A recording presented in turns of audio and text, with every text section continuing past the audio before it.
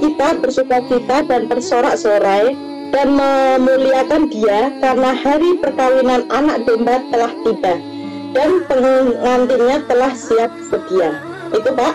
Ya. Nah, jadi anak domba ya benar. Jadi anak domba itu kawin ya Bapak Pendeta? Ya, kawin di sini bukan kawin dagingnya ya. Di situ harus silakan. Oke Bapak Pendeta, saya rasa itu saja ya, karena memang saya dari tadi kenapa dia disebut anak domba? Karena pada waktu dia dibawa ke kayu salib, dia itu tidak memberontak, tidak melawan. Makanya dia disebut sebagai anak domba. Itulah yang dikenal kalau di Muslim itu sebagai hari raya korban.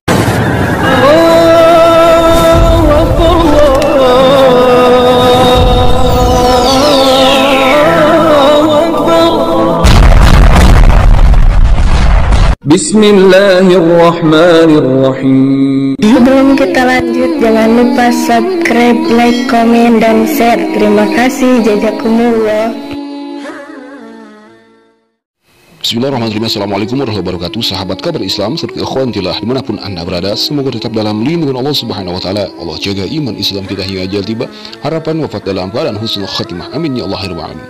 Sahabat serta ikhwanillah, dalam kesempatan kali ini kita akan menyimak sebuah video, cuplikan video dari seorang Bang Musa Mu'alaf channel ya, dimana di sini beliau menanya kepada seorang pendeta Yusuf Mandobulu tentang Yesus, yakni pernikahan Yesus dan anak domba. Tetapi ya kacaunya ini, kok si pendeta Yusuf Mandobulu ini malah membelikan bahwa orang-orang Islam yang berkorban itu menurut atau ia mengikuti jejak Nabi Isa atau Yesus alaihissalam. Nah, sahabat jelas sebelum kita menanggapinya, mari kita simak terlebih dahulu cuplikan video dari Bang Musa ini ya, silakan. Pak. Selamat malam Bapak Pendeta Mandobulu. Ya, malam. Begini Bapak Pendeta, saya mau bertanya tentang perihal anak domba ini tadi ya. Saya jadi bingung apa tentang perihal anak domba ini. Apakah Yesus itu diibaratkan anak domba? Ya, betul. Anak domba. Betul ya, anak domba. Lalu saya juga dengar tadi bahasanya Bapak Pendeta mengatakan Yesus tidak kawin, benar? Betul. Nah, tolong Bapak bukakan Wahyu 19 ayat 7. Wahyu 19. Wahyu 19 ayat 7. Wahyu 19 ayat 7. Sebentar. Ya, sebenarnya banyak yang mau saya bahas tapi kan kelamaan. Ya, silakan Anda bacakan, silakan. Dari pihak Bapak Pendeta saja yang bacakan biar semuanya biar tidak kesannya. Iya. Wahyu 19 ayat 7 ya Pak ya. Marilah kita bersukacita dan bersorak-sorai dan memuliakan Dia karena hari perkawinan anak domba telah tiba dan pengantinnya telah siap sedia. Itu Pak. Ya. Nah, jadi anak domba ya benar. Jadi anak domba itu kawin ya Bapak Pendeta? Ya, kawin di sini bukan kawin dagingnya ya. Di situ harus silakan. Oke Bapak Pendeta, saya rasa itu saja ya, karena memang saya dari tadi menyimak Bapak Pendeta menyindir-nyindir agama lain ya. Jadi silakan Anda salto-salto dengan ayat itu ya. Karena saya dulu pernah bertanya pada Anda tentang ini saya jelaskan. Ini saya jelaskan sebentar, saya jelaskan ya. Itu di situ tuh perkawinan anak domba ya. Kita ini punya logika harus cerdas. Anak domba itu bukan urusan kitab suci untuk dikawinkan di surga. Itu bahasa kiasan ya. Kenapa dia disebut anak domba? Karena pada waktu dia dibawa ke kayu salib, dia itu tidak memberontak, tidak melawan. Makanya dia disebut sebagai anak domba. Itulah yang dikenal kalau di Muslim itu sebagai hari raya korban. Nah, di dalam kekristenan, di dalam Alkitab, korban sudah darah Tuhan gitu loh. Jadi jelas ya. Jadi kalau misalnya Anda kurang paham, saya jelaskan kenapa seperti ada hari raya korban, itu sebetulnya mengacu kepada pengorbanan daripada anak domba itu sendiri, karena Tuhan tidak menginginkan arah. Nah, sahabat Riyawantila, jelas sebuah cuplikan video ya dari seorang pendeta Yusuf Manobulu, yang mana masuk ke dalam roomnya pendeta Yusuf Manobulu itu adalah seorang Bang Musa, Muhammad Musa channel ya.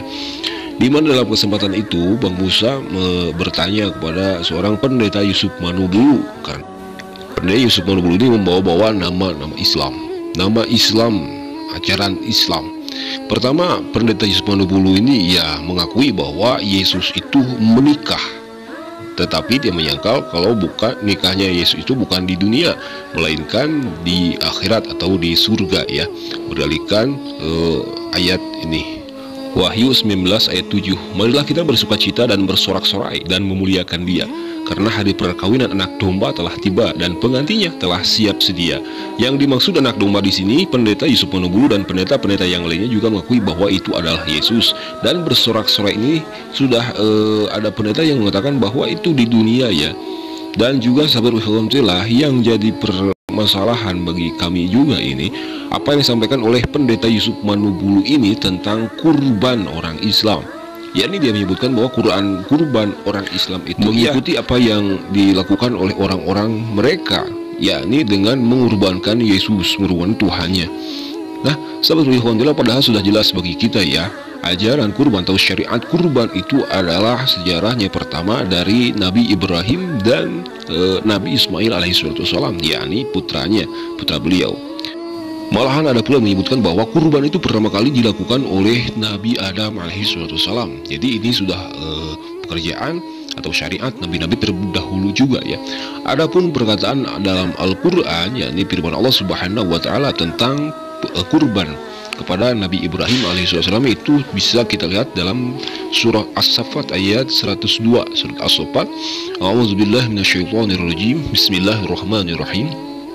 Falamma balagha ma'ahu as-sa'ya qala ya bunayya inni ara fil manami anni adbahuka fanzur madza tara. Qala ya abati fa'al ma tu'mar satajiduni insyaallahu minas sabirin.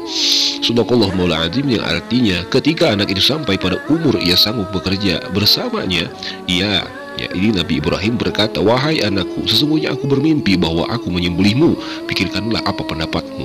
Lalu dia, Nabi Ismail, menjawab, wahai ayahku, lakukanlah apa yang diperintahkan Allah kepadamu, insyaallah engkau akan mendapatiku termasuk orang-orang sabar. Inilah ayat pertama yang diturunkan Allah Subhanahu wa Ta'ala tentang perihal kurban itu, yakni ini menguji kesabaran Nabi Ibrahim juga Nabi Ismail alaihissalam.